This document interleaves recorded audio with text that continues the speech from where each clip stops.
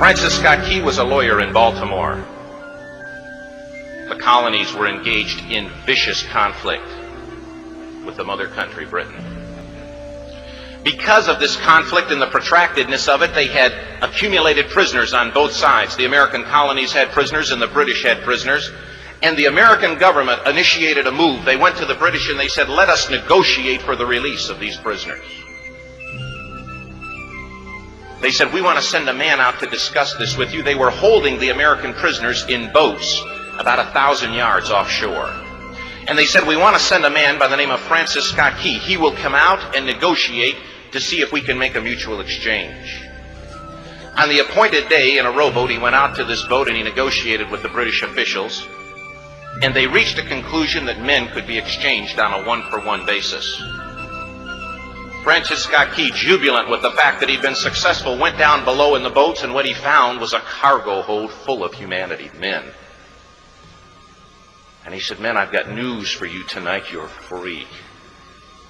He said, tonight I have negotiated successfully your return to the colonies. He said, you'll be taken out of this boat, out of this filth, out of your chains.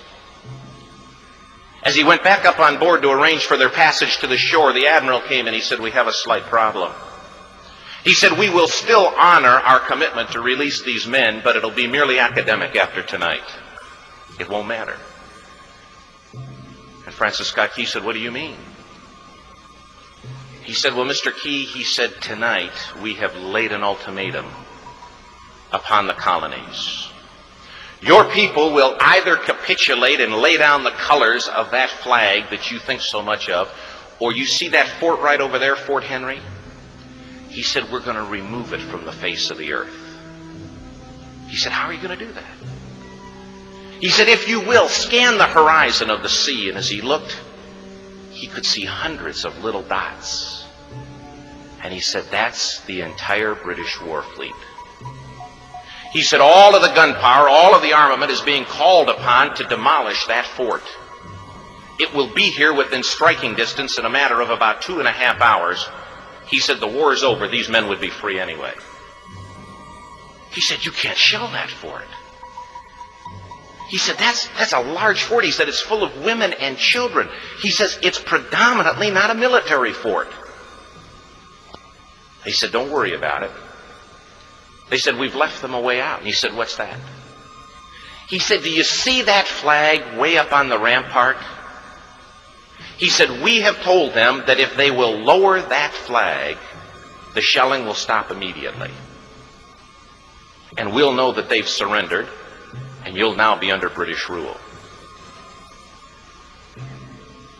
Francis Scott Key went down below and told the men what was about to happen. And they said, how many ships? He said, hundreds. The ships got closer. Francis Scott Key went back up on top and he said, men, I'll shout down to you what's going on as we watch.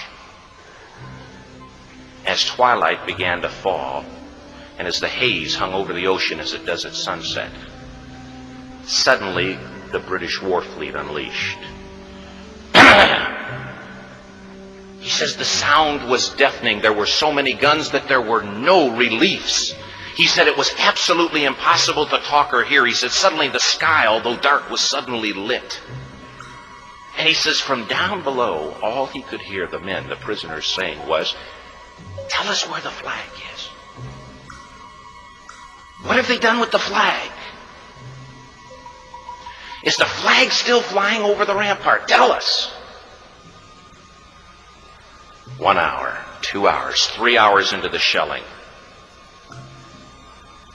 Every time the bomb would explode and it would be close to the flag, they could see the flag in the illuminated red glare of that bomb.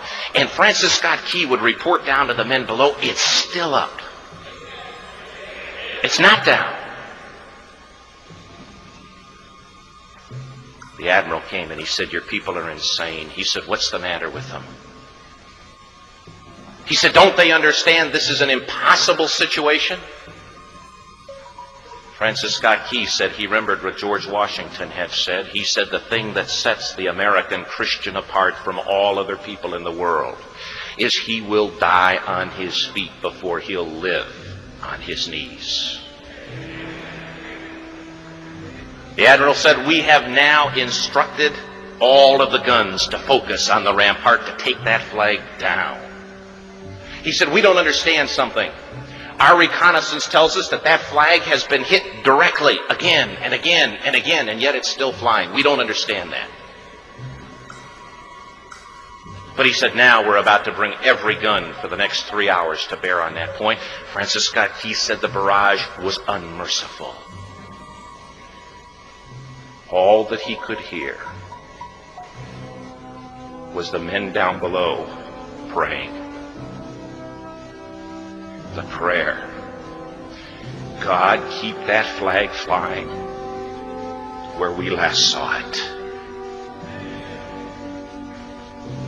Sunrise came. He said there was a heavy mist hanging over the land, but the rampart was tall enough. There stood the flag, completely nondescript, in shreds. The flagpole itself was at a crazy angle, but the flag was still at the top. Francis Scott Key went aboard and immediately went into Fort Henry to see what had happened. And what he'd found had happened was that that flagpole and that flag had suffered repetitious direct hits. And when it had fallen,